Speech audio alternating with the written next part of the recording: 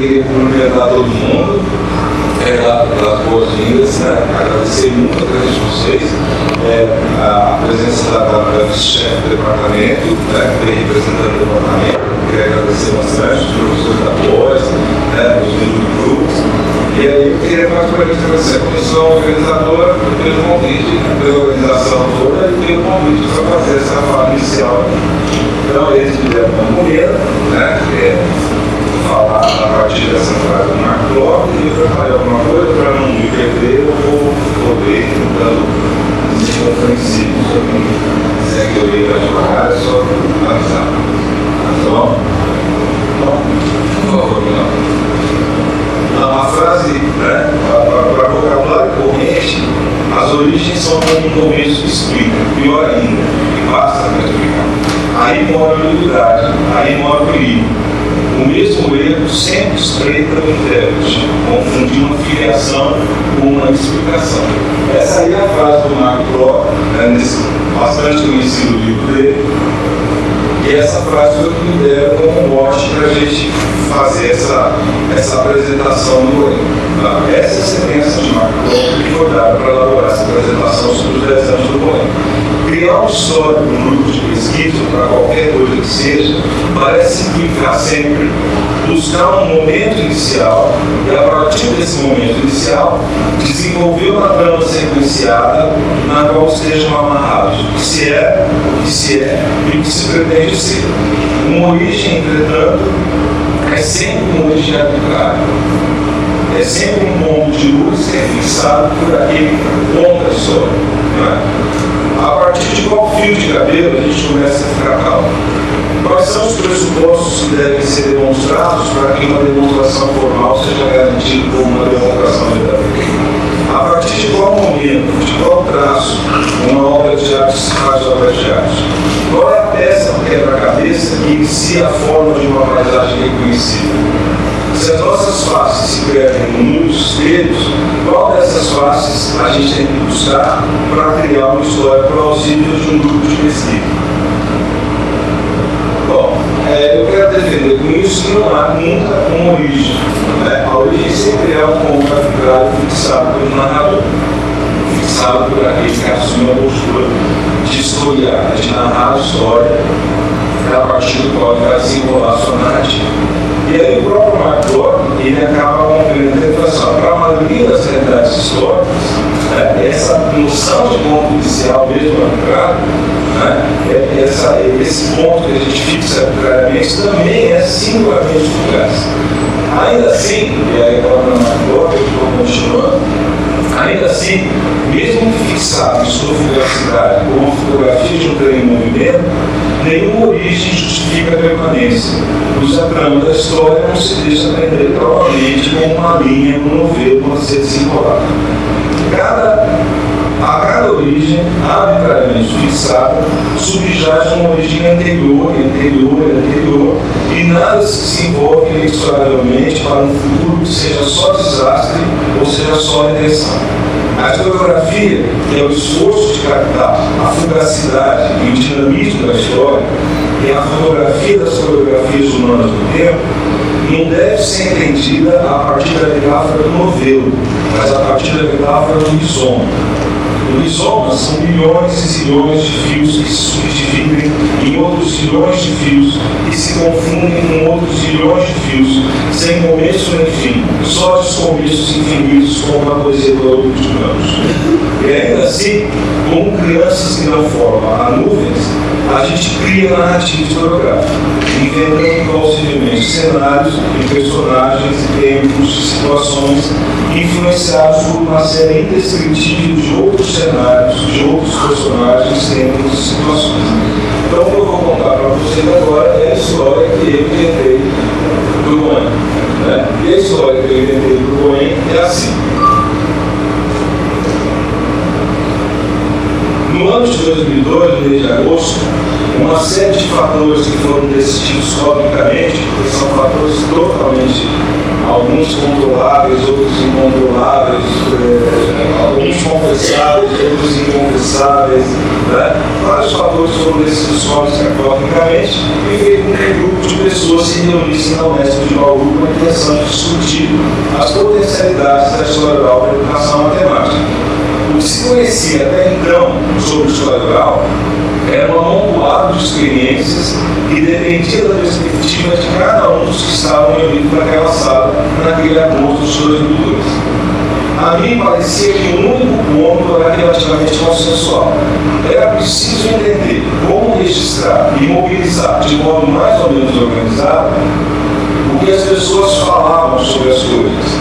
Era preciso dar forma a esse inventário de oralidades, de modo a entendermos, a partir dessas oralidades, o campo no qual a gente se move, o campo da educação matemática.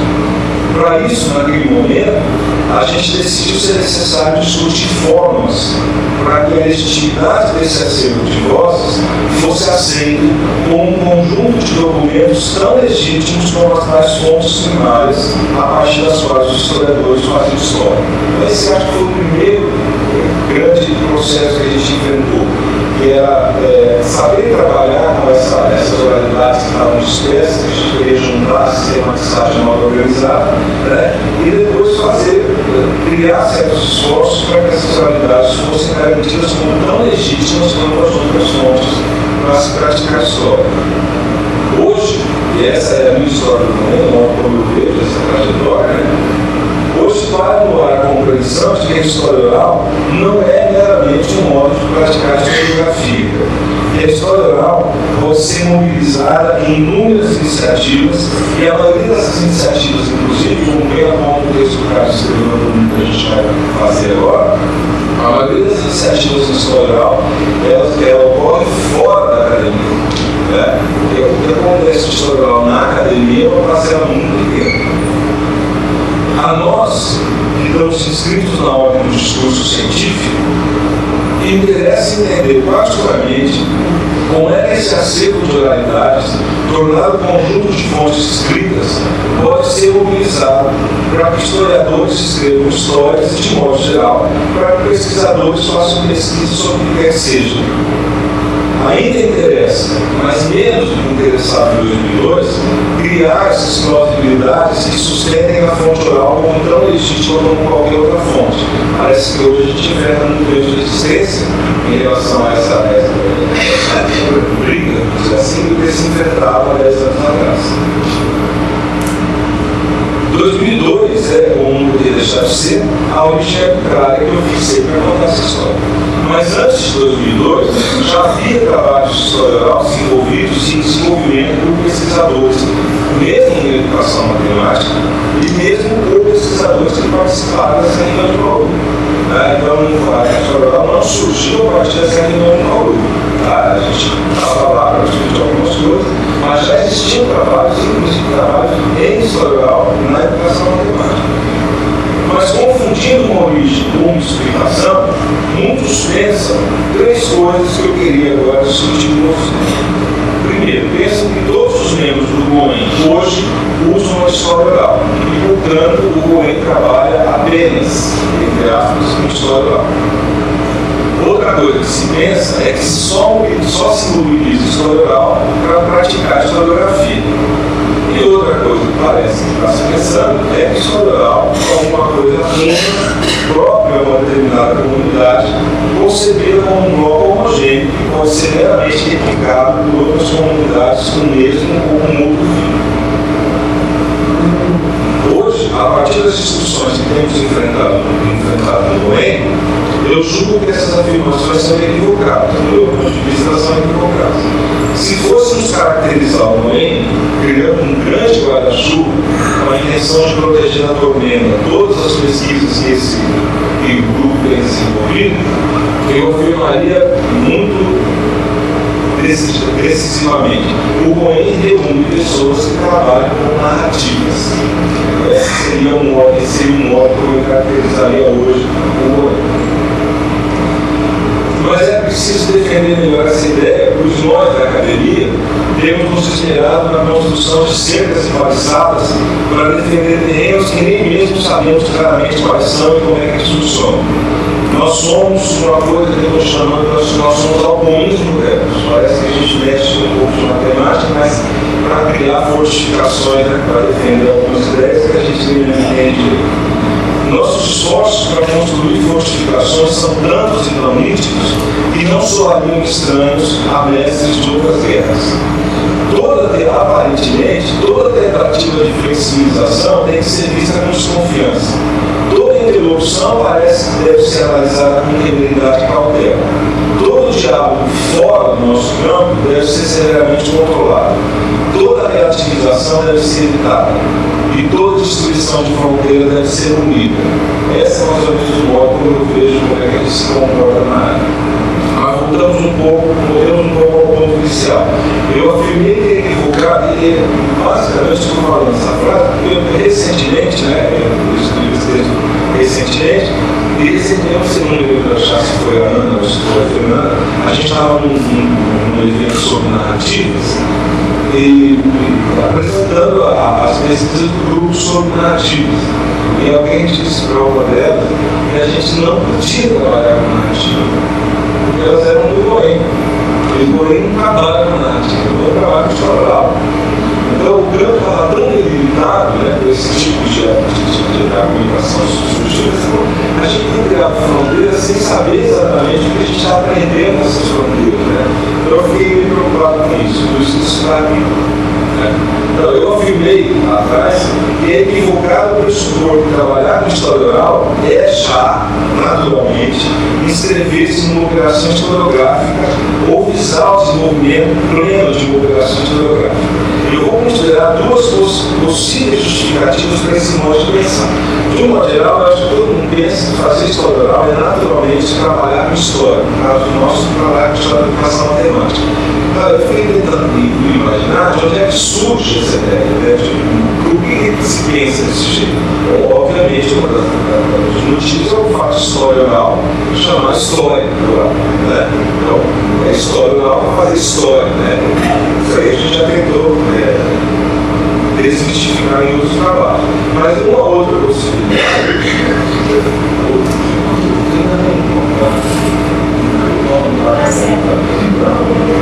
Seca. Não, a justificativa que eu arranjei para isso, que eu achei importante, a justificativa primeiro.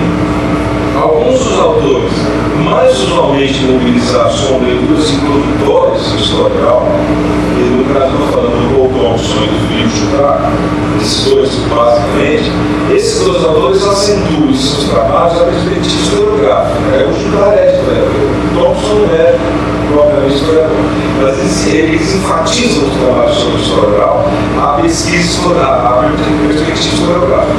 Embora esses dois não sejam, do meu ponto de vista, eles não sejam, estão longe de ser os trabalhos dos autores mais importantes, ou mesmo os mais interessantes no primeiro contato, é a eles que se recorre com mais frequência.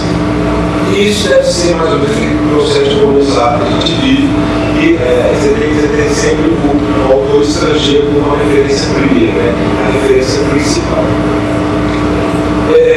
Essa tendência de falar de história oral a partir da historiografia é muito comum no trabalho dos historiadores. O último texto, por exemplo, que o Bilderberg publicou, com as tendências contemporâneas de história, tem um capítulo sobre história oral, e esse capítulo de história oral é todo feito a partir do Thompson do Jutrach. Então, outra vez, é um livro sobre tendências na historiografia, mas não se deixa nenhum espaço para falar da história oral como possibilidade de um método para alguma coisa que não seja praticar a historiografia. Agora, tem uma outra justificativa, que eu acho que é uma justificativa válida para esse estado de coisas, que é essa.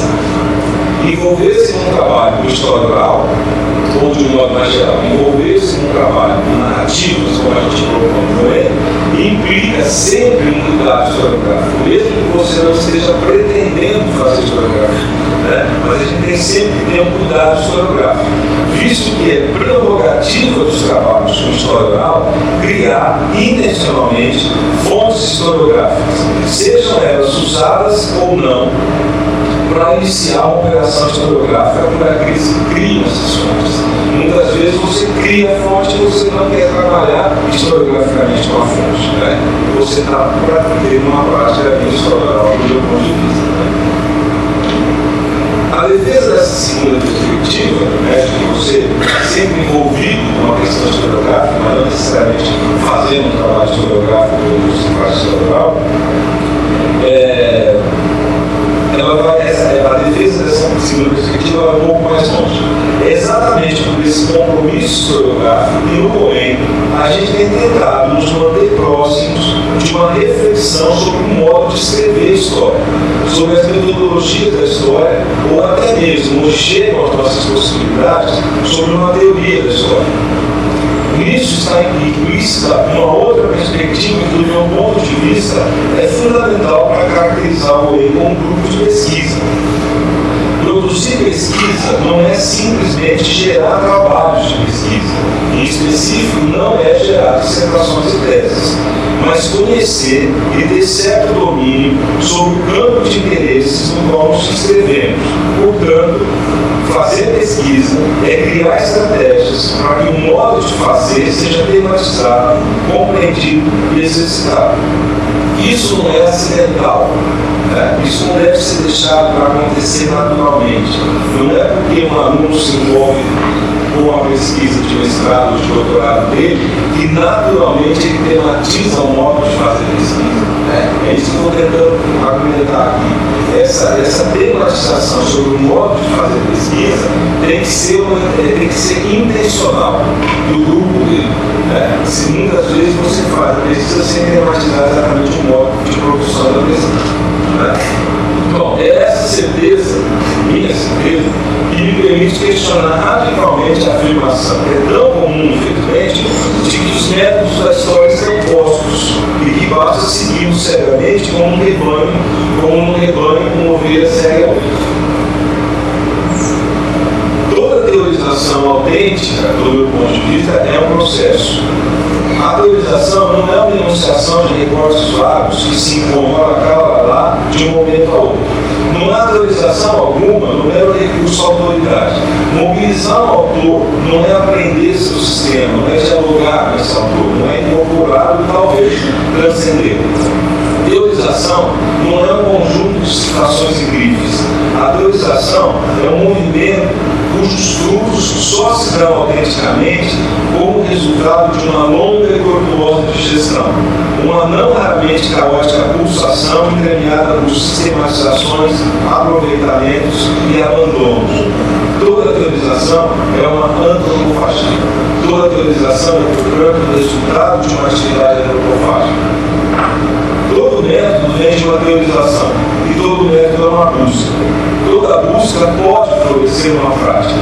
Toda prática e toda teoria, que é movimento, pode ser revisitada, contradita, reforçada, dispensada, reconfigurada. A prática da historiografia requer, como qualquer outra prática, cuidados metodológicos, pois uma ciência se define não apenas por seus objetos, mas também por seus métodos. Por isso me é ainda mais estranho que essa afirmação, de que os métodos historiográficos estão postos e eles não precisam ser tematizados, não precisam ser problematizados, né? É mais estranho para mim ainda que essa afirmação venha mais frequentemente daqueles que em nossa área se afirmam como sendo historiadores. Né? Porque o próprio Mark Bloch afirma que a história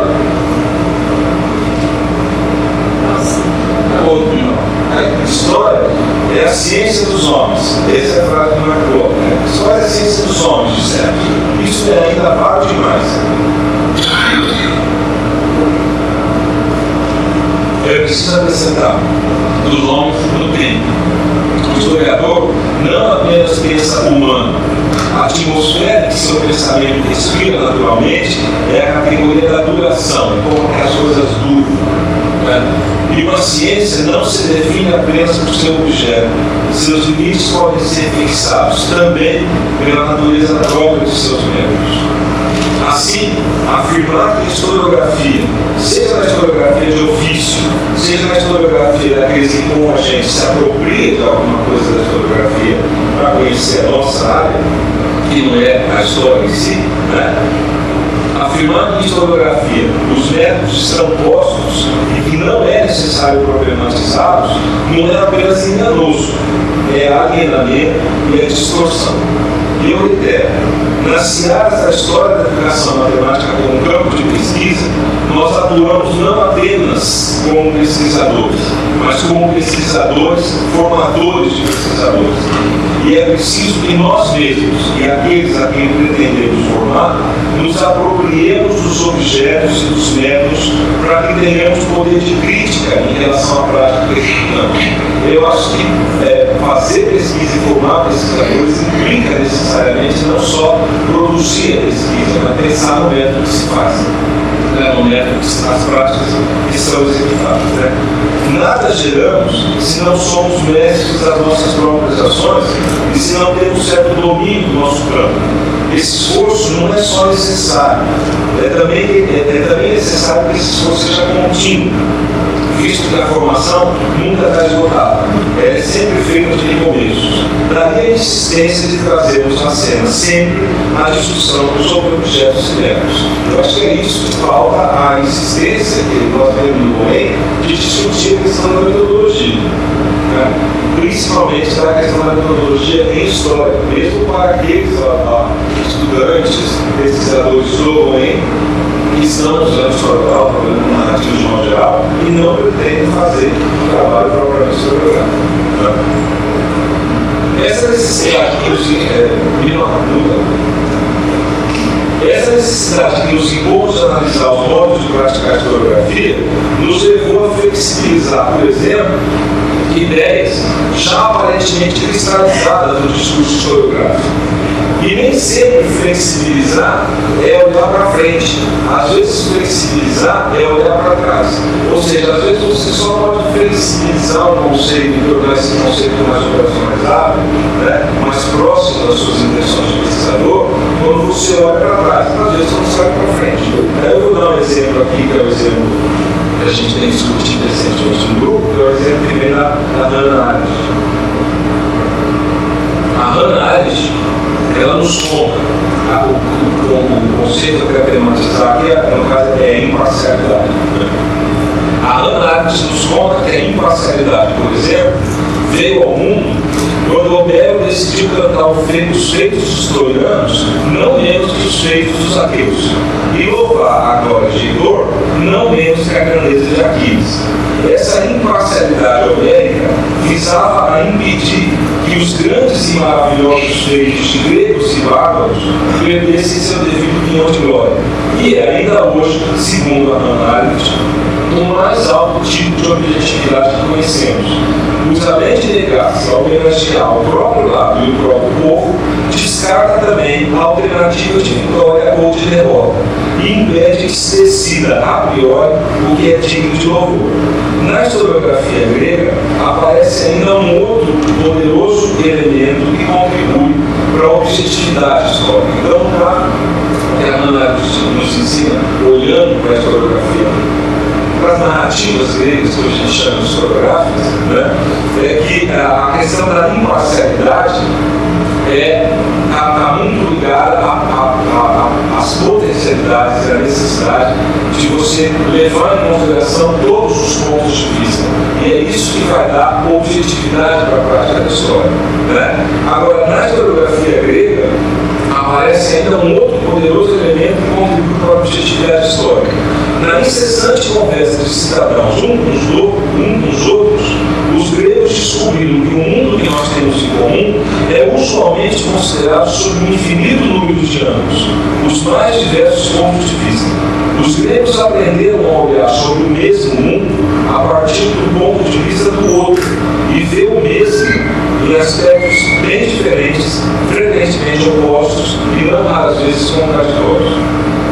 Seu objetivo, portanto, é promover as diferentes posições e interesses das partes em conflitos, não é pré-julgá-los para selecionar. Nos nossos tempos, porém, objetividade passou a significar distinção do eu, negação da subjetividade.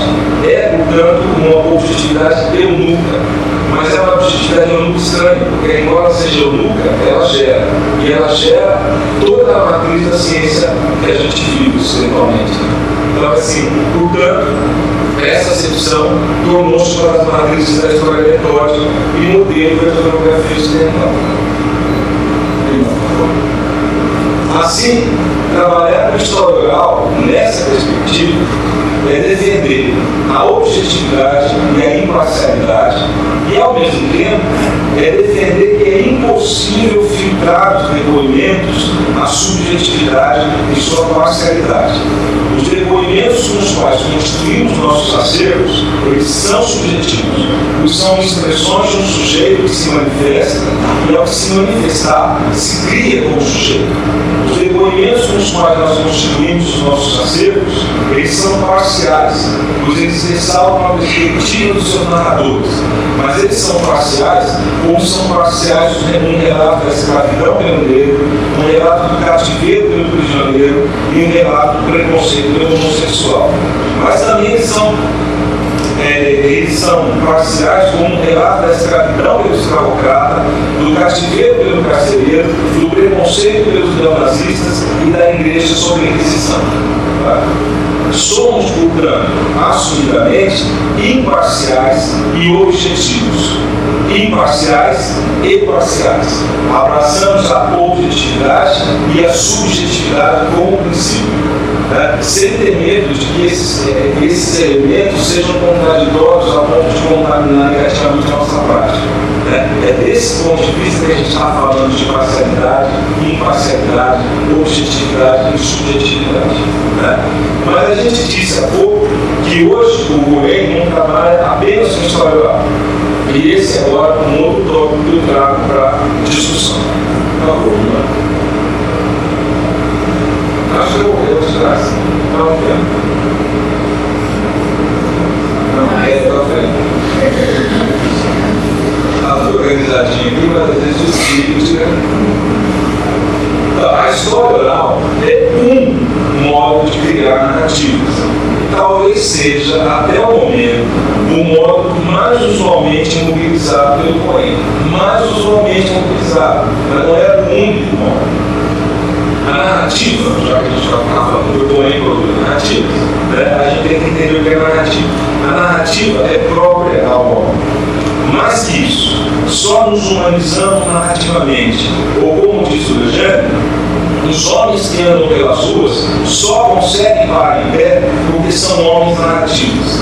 Em suas relações com os demais e consigo mesmos, os homens não fazem mais do que contar e imaginar histórias, ou seja, contar e imaginar narrativas, que são um modo básico de pensar, de organizar o conhecimento e organizar a realidade.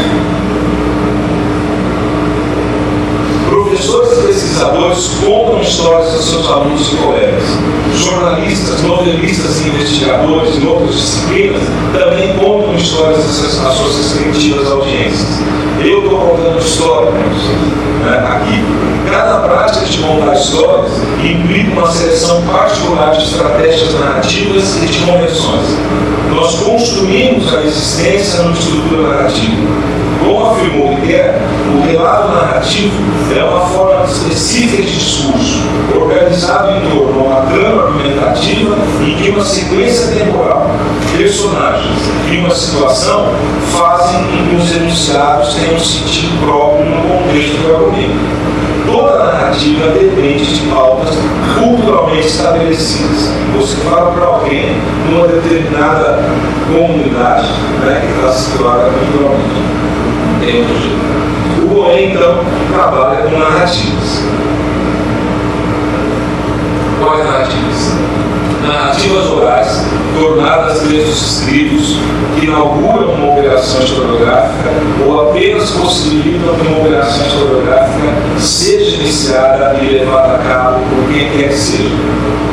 O Goen trabalha com narrativas que são narrativas também escritas, narrativas que são biográficas ou autobiográficas, narrativas que estão disponíveis em memoriais, em textos literários, em portfólios que os alunos e professores elaboram em sala de aula, em blogs. São essas narrativas que têm servido de pano de fundo ou de pano de frente para as pesquisas que a gente tem realizado.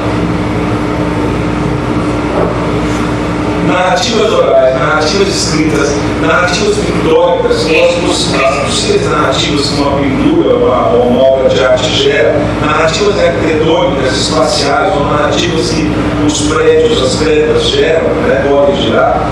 Essas narrativas permitem que uma nova sensibilidade se integre ao campo da pesquisa e educação matemática. Eu acho que esse que é o espaço que a gente tem tentado ocupar. É o espaço formado pelo esforço de criar uma sensibilidade diferenciada em pesquisa da educação matemática. Eu acho que não somos só nós que fazemos isso, obviamente, mas é uma esforço que a gente faz. Não somente o método surge, surgem novos objetos e novos modos de ver esses objetos. Do ponto de vista historiográfico, por exemplo, mobilizar narrativas possibilita o surgimento de uma nova perspectiva. Essas narrativas em que se criam as existências finitas dos narradores são narrativas processuais, inacabadas e caóticas. Esses registros de futuros desejados do passado marcam uma temporalidade que a história por muito tempo insistiu em negar. Eu acho que essa é uma das faces dessa sensibilidade que o trabalho com as narrativas permite que a gente trazer para a historiografia da educação matemática, quando a gente traz essa preocupação com a narrativa, que é a questão de você considerar para a historiografia uma temporalidade que a historiografia clássica sempre tentou negar, que é a temporalidade da memória.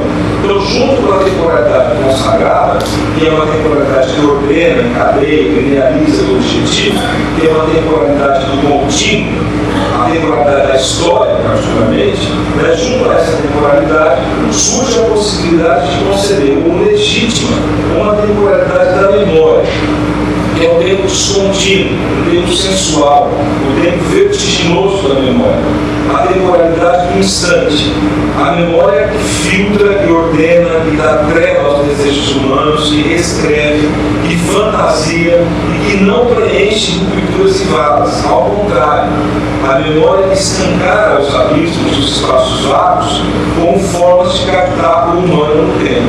A memória é uma coisa tão poderosa.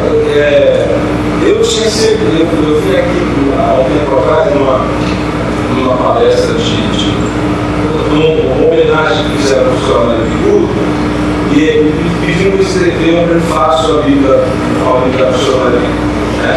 E aí eu tive uma ideia que eu achei uma ideia muito legal, porque quando eu conheci a Maria, ela tinha lançado dela uma figura, uma pintura do Picasso, e sempre me causou muito impacto, eu era aluno, entrar na sala dela, um ponto enorme do Picasso e tal, que era o filho do Picasso de chapéu.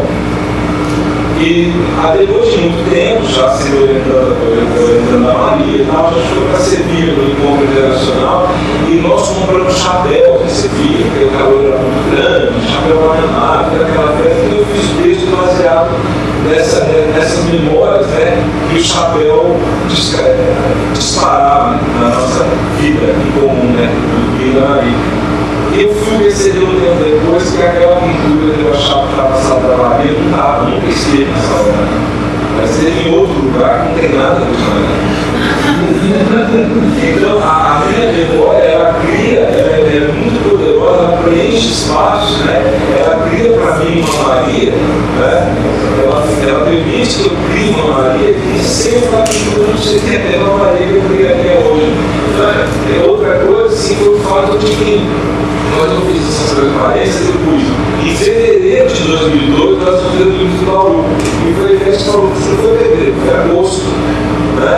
Então eu fiquei pensando, pode ser que eu tenha agosto, fevereiro, que era começo de grupo, né?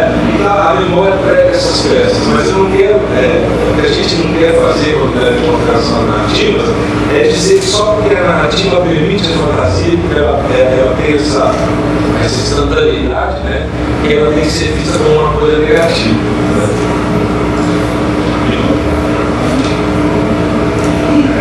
Né?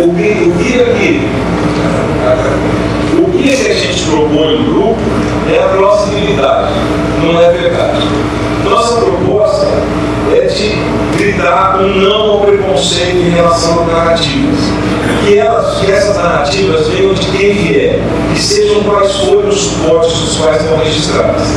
Eu, particularmente, gosto de pensar que o que define o grupo é um certo perfil de cartógrafo. E o que define o perfil de cartógrafo é um tipo de sensibilidade que a gente se propõe a fazer prevalecer no nosso trabalho na medida do possível. O COEM, segundo a minha perspectiva, hoje, se caracteriza por ser um grupo que privilegia a narrativa e aposta na potência dessas narrativas para compreender aspectos da educação matemática. E que, avaliando continuamente os modos de produzir e estudar essas narrativas que produz, constrói mapas que nos ajudam a compreender o campo, onde cotidianamente a gente se inscreve e o campo que cotidianamente a gente cria. Mapear ou cartografar é uma imagem para mim muito cara para criar essa imagem do grupo, né? Mapear ou cartografar a educação matemática, do modo como eu penso o mapeamento e cartografia, é sempre um projeto dinâmico e se traz compreensões, também traz dúvidas. No limite, um mapeamento como a gente propõe é sempre um projeto fracassado se a gente pretende que ele seja completo a ponto de determinar de forma coordenada, completa, consistente e inequívoca a realidade, seja o que quer que a gente chame de realidade. Todo mapa é presença e ausência, é registro de relevos que o cartógrafo ora mostra, ora esconde, ora registra, ora desconsidera. Todo mapa que permite a busca e o encontro também permite que nele, e a partir dele, o turista se perca. Todo mundo já se perdeu com o mapa. Né? Já dizia o Francisco Beckmann, porém, que um bicho conhece a sua floresta e perder-se também é caminho. E o Wilson Machado vai dizer que todo mapa é um mapa do tesouro. Tá? Então, é dessa perspectiva que eu aposto nessa ideia do mapa. O nosso mapeamento, ou o mapeamento que eu acho que o Rony constrói, é um traçado necessariamente aberto, cujas regiões e rios e montanhas e cidades vão se detalhando em dimensões várias que nenhuma geometria pode conter. Nossa pretensão é desenhar mapas, é compor mosaicos, formar coleções, mas coleções impossíveis. Mas mesmo que os mapas sejam infinitos e não representem tudo, que os mosaicos não sejam bem terminados, que as coleções sejam impossíveis, né? Nas nossas impossibilidades, a gente tem criado certos contornos que se mantêm, se dissolvem no movimento que é hora rápido, hora arrastado. Esse nosso registro pode ser, frequentemente, a captação disforme da fugacidade que é múltiplo e diverso, e que se mostra como múltiplo e diverso, cujo mundo é eterna criação e eterna mutação, e nunca nada está pronto. Mas ainda assim, na dinamicidade, no disforme, na fugacidade do instante, o mosaico, a coleção e o mapeamento que a gente propõe nos permitem compreensões. É como um mosaico caleidoscópico, que nos dá a beleza das cores e formas e logo os desmancha. A ideia do caleidoscópio é isso, você monta a forma logo os desmancha. Né? Para você flui a beleza naquele instante, você pode. Então, só para finalizar, o COEM, do meu ponto de vista, é um grupo de pesquisa que trata de narrativas, que cria narrativas, que estuda as narrativas que cria e, como tudo que faz, cria a si próprio narrativamente. É um grupo que produz pesquisa sem se descuidar da formação dos pesquisadores que dele participam e que nele se inserem. Dos pesquisadores que dele participam e dos pesquisadores que, ao participarem dele, inserem nele outros pesquisadores que ele vai cuidar de formar. É um grupo tanto de pesquisa e de formação para a pesquisa. O COIN é um grupo de criadores de mapas, mas a gente cria a nós próprios nesses mapas que nós criamos. E eu trouxe essa frase do Borges, que eu acho que é muito significativa para encerrar. Assim, ó, um homem se propõe a tarefa de só um mundo. Ao longo dos anos, ele povoou um espaço com imagens de províncias, de reinos, de montanhas, de baías, de naves, de ilhas, de peixes, de habitações, de instrumentos, de astros, de cavalos, de pessoas. Pouco antes de morrer, ele descobre que esse paciente labirinto de linhas traça a imagem dos outros. Tá? Essa é mais ou menos a ideia, a história do COIN que eu acho que eu poderia contar para você. Tá? É isso aí que eu queria falar. Obrigado pela paciência, viu?